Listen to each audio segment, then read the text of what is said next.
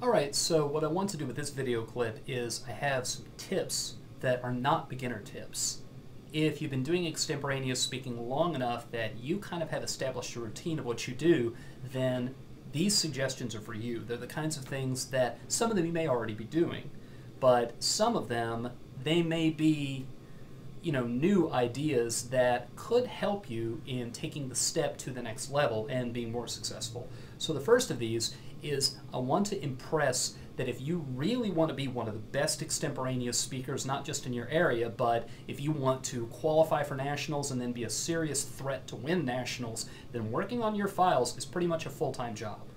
You should be working on your Extemp files easily as much time as the policy debaters are researching their arguments. And if you're not putting in that kind of time, and I'm talking a couple of hours a day, every day, and quite possibly 3 or 4 hours a day in the week before a tournament, then you're not serious about it.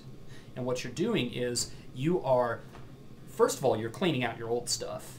You are, for newspaper stories, you're pretty much getting rid of anything that's more than a month old. And if it's the kind of story where it's mercurial and things are changing rapidly, you're getting rid of everything right after the tournament. As I make this recording, the biggest story in the news is whether Congress is going to vote to raise the debt ceiling. And if I were to give an extemporaneous speech on that, I don't think that I would cite a single source that was more than 48 hours old because things are changing so rapidly. So that's part of it, culling out and not taking with you what you can no longer use. Now that doesn't mean you throw everything away after every tournament. Let's say you come across in your reading this good overview article about where things are currently in Nepal. And there are a couple of things going on in Nepal at that moment, hypothetically, that would make good Extemp topics, and it's a good broad spectrum article that identifies a lot of the players, talks about the economy, talks about the religion, and pulls a bunch of stuff together. I'd keep that. I would keep that quite possibly for the entire season, because it may be the case that nothing better is going to come along, and given the choice between old evidence and no evidence, you want to go with old evidence. Okay, the second thing is, if you have not already been reading think tanks, then I would. You want to pick your think tanks based on what's prominent in the news. If education reform is big at the time that you're about to go to a tournament, then you want to look over some think tanks and see if they've got any recent reports that you can download, print out, and take with you if they're not like 800 pages long or something like that. Because if you, all things being equal, if you are in a round with a speaker who's really got all the bases covered, but who's citing Time, New York Times, Newsweek, US News, citing things that the judge hears every round, and you, on the other hand, are citing, the Heritage Foundation, and you're citing organizations with independent researchers whose credentials you can cite, by the way, and include in the source citation, then you're going to look that much more credible, and your job of doing research, and on-the-spot research, which of course is what sets extemporaneous speaking apart from a lot of these other speeches, that's going to look a lot more impressive. That's going to make a really good impression on the judge. So have a look at think tanks if there's a big enough issue that you're confident that it's going to show up as a question in a lot of rounds. What I would also do, every time you go to a tournament, so long as the rule is in place that you can't cite anything electronic in the prep room, or you can't access anything electronic in the prep room, every week if I were you, I would get the latest New York Times, and I would get the latest issue of The Economist. And I mean that day for the tournament, that day's issue of the New York Times, and that week's issue of The Economist. And you might pick 2 or 3 others that it's easy to get your hands on, Los Angeles Times possibly. Look them over, though, which is why you can't have a long list of publications. Spend that day, well, you can do it a few days in advance for The Economist, but right when you get them, look them over and have in mind what's in them. Because it's really, really a good thing when, based on the topic that you chose, you can, a couple of times in that speech, cite something from that day's paper, or that week's, the latest issue of The Economist. So those are a couple of things to see to it that you buy in paper, or well, and I would not rely on those electronically, because going through and trying to download everything from even one day's issue of the New York Times is a complete pain in the butt when all you have to do is, go to the Starbucks and grab a copy of it. That's just a more efficient use of your time. Another thing I would do if I were you is once or twice a month, try to do an extended prep speech. Have your coach or one of your teammates simulate the prep room situation, so give you a couple of really good topics based on recent days' events, but then don't limit yourself to 30 minutes. Still do it in one sitting. Don't spend weeks on this speech or anything like that, but in one sitting, taking as much time as you need, try to perfect it. Go through and polish it several times. And notice that the kinds of lessons that you're learning about how to make a speech that's really tightly organized and really easy to follow. And then, of course, obviously you want to give that speech for feedback to one of your coaches or one of your teammates, if at all possible. If what you're doing is you're taking a skill in crafting a speech and organizing the speech, and you're just learning to do it more rapidly, that extended practice session, that can really help you eliminate some shortcuts. It can help you to learn to do things the right way, and then you just have to learn to do things the right way more efficiently. Another tip.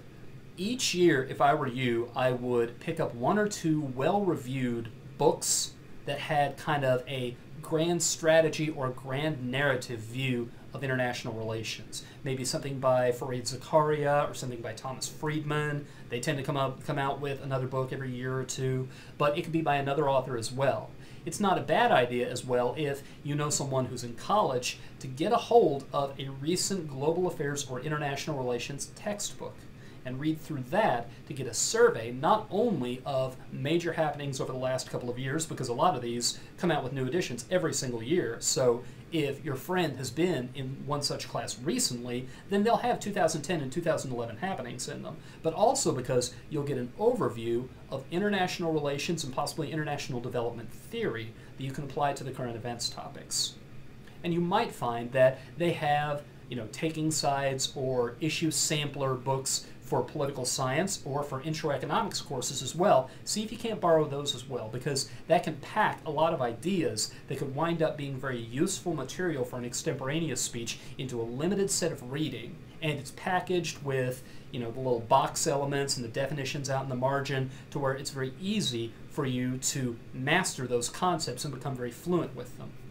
One of the things I would do if you picked a Thomas Friedman or a Fareed Zakaria book is I would sit down and have one of my extemporaneous speaking practice sessions be to write a speech in a limited time frame about that book and maybe applying the ideas in it to a couple of recent events, just so you haven't just read it and then maybe thought about it, but you've actually made the idea come out of your mouth. You've actually practiced putting it into your own words and funneling it through the parts of your brain that are activated when you're giving an extemporaneous speech. Don't just read, practice talking about.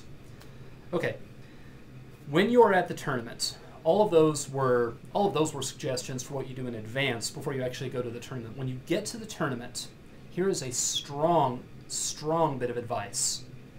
Don't think about the tournament. Ever, ever, ever. Don't notice who else is in your section. Don't notice that you've got the two-time national champions speaking right after you.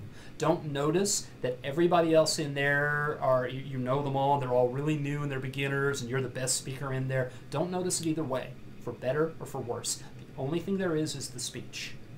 The only thing there is the topic, your research, your abilities. Give the very best speech you can. Don't think, I'm in the semis, boy do I want to get to finals, I know who else is in this round, I know what I can do so I'll look better than them. Don't think about that. Screen out all externalities. If you know who the judge is and you've had a prior experience with them, ignore it. I mean, if there's something that you do that they told you, this gets on my nerves, don't do it again, don't do it. But really, one of the most important ideas I ever try to get across to my forensics competitors is we will practice excellence the best we possibly can, and then we let the winning and losing take care of itself. Do not, while you're giving the speech, try to win. Instead, try to speak well. And if you speak the best you can, and if in the middle of prepping and delivering the speech, that's the only thing you're trying to do, the winning and losing will take care of itself. If you think about winning and losing, if you think about the other competitors, all that's going to do is distort your thinking. It'll make you nervous, it'll make you overconfident or cocky, it'll make you make sloppy mistakes that you could avoid if you just thought about what's in front of you. Be like a jeweler working on a watch. Focus your attention on that task. When you deliver the speech, focus it on your audience. Make adjustments to the audience if you need to, but don't think about the great cloud of information you might know about the audience. Just be a speaker, communicating with an audience, doing the best you can according to what you've learned. Okay, so how do you pick a topic? When you've got the topic choices in front of you, the very first thing I would do if I were you is, all things being equal, pick the topic you can get excited about. You'll hear people sometimes give advice that you want to avoid economics topics at all costs because they're confusing and they're boring. Well, they're not if you love economics. If it's the kind of thing you've always been fascinated thinking about, and if you can do a good job breaking it down to where it's not confusing, if you could explain it to a very intelligent friend who just hadn't studied economics, then it could make a great speech. And the fact that so many people get scared off those topics, that could give you an edge, because you might be the only economics topic they hear, and the judge might be very impressed that you were able to explain it in such a lucid, coherent fashion. Beyond that, I would say, if you look at all the topics and there's not one that gets you excited, then pick the one that is the most significant and the most newsworthy. Because between you and another speaker, the ones, if you both have equally good delivery, you both did a good job researching, you both did a good job organizing, but yours is the more important. Yours is on a subject that's going to affect the judge personally. And your opponents, the other speaker, speaks on something that's a little more obscure, a little more out there. Then you're going to win. Your speech is going to resonate more. Your speech is more likely to stick with the judge. That gives you a pretty big competitive advantage. That said, you want to avoid a topic that is drop dead easy. You want to avoid a topic that has an incredibly simple answer and you just have to not trip over your shoes and you're going to be able to make the case for it. Because any other speaker in the round who managed to walk the judge through an even slightly more complex idea has a huge edge over you. So beware of the topics that seem like they're a slam dunk. Steer away from those. Give yourself a little bit more of a chance to shine than that. Okay, one of the things, and this is actually written into the rules, so I encourage you to do this. Don't try to memorize the topic. Don't try to memorize the topic. Take the slip with you. You cannot write anything on the topic slip. That's in the rules, but you can have the slip. Put the slip in your pocket. And, you know, if you're a woman and you're wearing something that doesn't have any pockets, figure something out. But when it comes to the point in the speech where you're going to present the question to the judges, pull it out, read it, put it back. Do this even if you've reached the point where you are not using note cards at all. If you're given the whole speech from memory, still get the topic letter perfect, word for word correct, reading it off the slip. There's nothing to be gained by showing the judges that you can memorize the topic if you've memorized everything else. Or at the very least, if you're still using notes, if you're giving a speech that's very fluent with a lot of eye contact and you're not tied to your card, it's a good idea to just for that one sentence to make sure you get the topic right, to read it straight off the slip. And the rules say you can do it, so go ahead and take advantage of that. Okay, I'm going to include language in with delivery because the nature of extemporaneous speaking is that you pick your language on the spot. You can't write it out as a manuscript ahead of time. What I would do if I were you, what you're aiming for, is there's a sweet spot in between too informal and too formal.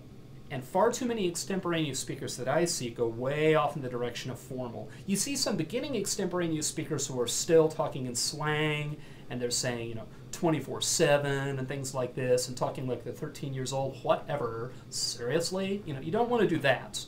But you see a lot of extemporaneous speakers who they're reading their word a day calendar and they're using every big word they possibly can, and they're throwing in exigency every chance they get. That's a perfectly good word when no other word will do, but dropping it in for the sake of dropping it in, you know, what's the point of that? What I would do if I were you when it comes to language is try to use concrete language, try to use vivid language, but do not go overboard. Do not get carried away with describing things in such purple prose that it sounds like you're trying to write a bad poem. Hit the sweet spot between too informal and too stilted. Be careful with your language, and concrete and vivid are very, very good. You know, it's much better to talk about a mother and a father deciding how, or worrying about how they're going to pay for their kids' college than it is to talk about an American who doesn't have enough money. The former image is a lot more, it's a lot more likely to give the judge a mental picture. The Americans worrying about their money, well, that's a concept worrying about a concept, and there's an emotion word there in the middle, but really that's not nearly as effective as the other would have been. Okay, a few things that I think you ought to think about. Oh gosh, I skipped several things in there. All right, I have several notes on delivery that I almost completely jumped over. Here's the first one. Do a platform speech. Do an expository, do a persuasive. I hear they've shaken up the platform speech categories, so I may be referring to ones that no longer exist. But if you want to get good at extemporaneous speaking, have a platform speech that you're doing in competition, because it isolates the variable of delivery. It lets you put all your attention on your delivery and try to get better at it and get extended critiques on it. Once the speech is written, the only thing that's changing is the delivery. It reminds me of how athletes who play just about any sport, they don't just go out and have baseball practice if they're a baseball player. They go in the gym and they work out to build their muscles. You don't just want to practice giving extemporaneous speeches. You want to have a speech occasionally where you're not racking your brain over how to explain this concept. The explanation's written out, and the only thing you have to do is deliver it. So, have a platform speech that you take to tournaments. Among other things, if you're in the prep room and you're waiting for your name to be called to go up and draw, you can give that platform for practice. It's going to make you better when you give it later that day. You might end up winning some hardware for that. But it's also a good vocal warm-up. It's also going to warm up your enunciation. It's going to remind you to be animated and upbeat. It's going to get your attention focused, and it's going to give you something to do so that you don't sit there and fret and become more nervous. So have a platform. I would also watch good extemporaneous speakers. If you get knocked out of the tournament, go watch finals. If you can find some videos online, watch some videos. But don't try to be who you're not. As you watch them and as you see what they do well, always ask yourself, is this something you could fit into your own style? I have seen extemporaneous speakers before who had naturally high voices, and they would see an extemporaneous speaker who had a very deep, resonant voice. And they would say, well, that's what I need. I need a deep voice. All right, I'm going to talk like this. And it just doesn't work. Don't try to be who you're not. When you see someone do something and you think, I could do that, then give it a try. And if it feels fake, if it feels like it doesn't fit, let it go. And on that one, you really have to take feedback from people who are watching you, because they get a completely different perspective from the perspective you get from listening to yourself. Which is why most people don't like watching videos of themselves or listening to recordings of themselves, because outside observers get a different picture. That recorder will show you a large part of the outside observer's picture. So if your coach or your teammates are telling you this new thing that you're trying delivery-wise, it isn't working, trust them, it isn't working, especially if they're unanimous about it. If opinion is divided, then go with what you want to do and what kind of speaker you want to be. But if they're all telling you, look, it's not working, then listen to them. At least when it comes to major changes in your natural delivery style based on seeing something that someone else is doing. Okay. Don't go for one speed and one level of energy all the way throughout the speech. I see a lot of extemporaneous speakers do this. They begin the speech, they are effectively a wind-up toy, and this is the way they're going to talk for the entire time.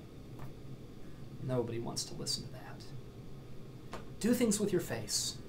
Reflect emotion appropriately. Be angry when there's something to be angry about. Be sad when you're narrating something that's heartbreaking. Be excited when it looks like things are gonna improve rapidly if just one development happens. And did you notice I just sped up there? You can also slow down when you need to be emphatic. And it's not always necessary to get louder to emphasize something. Take different approaches appropriately. Don't throw them in for the sake of throwing them in, but do change things up. Be in the moment and convey the level of complexity, the urgency, your sense of play, all of those things. Your delivery should reflect them. Don't go into the one autopilot delivery mode. Change it the way you do in conversation, because good delivery does tend to be conversational.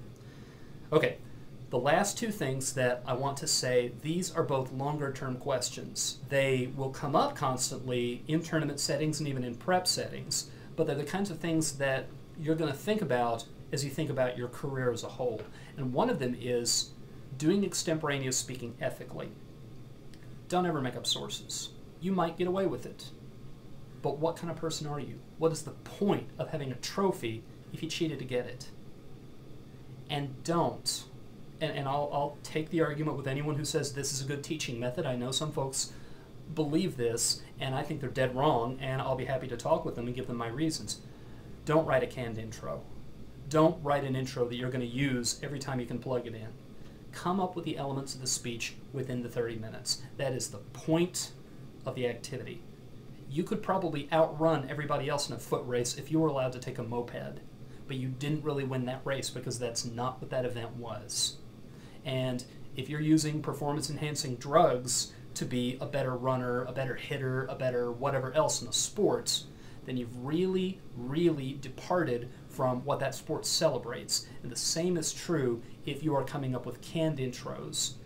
There are some judges who will be tolerant of it, and they'll treat it as, well, it's a text, it's a lesson, they were taught it, so I'll see how well they execute it. But there are a lot of judges, especially when they hear your canned intro for the second time, that you go straight to the bottom, and they lose a lot of respect, conceivably, for the other people in your club. And that's just really not worth it. So, don't ever make up sources. And really, let me make the case to you, you are good enough and you can rise to the challenge of putting together your material new each time, because that is what this event is about. The very last thing that's kind of a long-term question is the issue of burnout. I believe in giving a lot of speeches. I believe that as often as you can give an extemporaneous speech, video it, and then watch it and critique yourself, you're going to get better, and the improvement curve is just going to be dramatic. But it is a danger, especially late in the season, that you can give so many of them that you get into a rut and you're just grinding them out. And that will do like nothing else. That will sour your delivery. That will make you painful to watch. So if that starts to happen, give yourself a break. Take a week off from doing it. Take 2 weeks off if necessary. Or, what's an even better approach to this is start to do things that are fun. Start to do things that you know you're not supposed to do. They're not part of the unwritten rules, but you've always wanted to do them. Have a good time with it. If you bend some of the rules, if you experiment, if you creatively break the rules in ways that are interesting, and you're having the time of your life doing it, you might run across a judge who's very straight-laced, knows what they want to see, and that's the only thing they're going to reward. But very often, you'll see judges who connect with you when you're doing that, and you're just fun to watch because you're having such a good time, and that can both help you win and get over your burnout as well. But that's the kind of thing that you have to be on guard for, because if you're putting in all the time to compete in Extemp, but you're not enjoying it, then it's doing little or nothing to build you, to build that capacity in you, to make you better at it. It's really just serving as aversive training, and the longer you do it while feeling burned out, the more likely it is that you'll walk away from doing it and for a very long time hate doing it, and you don't want that. So be very, very careful with the ability you have and the potential you have. Don't squander it by overdoing. The same way an athlete knows not to go into the gym and work out so hard that they give themselves pulled muscles and muscle strains. Ease off on yourself and be judicious with how intense you are in your preparation. Hard work pays off, but too much hard work is just going to grind you into the dirt. So those are some things to think about, and I certainly welcome you getting in touch with me to ask follow-up questions. Extemporaneous speaking is one of the best forensics events you can do. The communication skills and the knowledge, the constantly reinforced knowledge of current events, you really are building in yourself a capacity that is going to be useful to you no matter what you wind up doing later on in life after forensics. And yes, there is a life after forensics.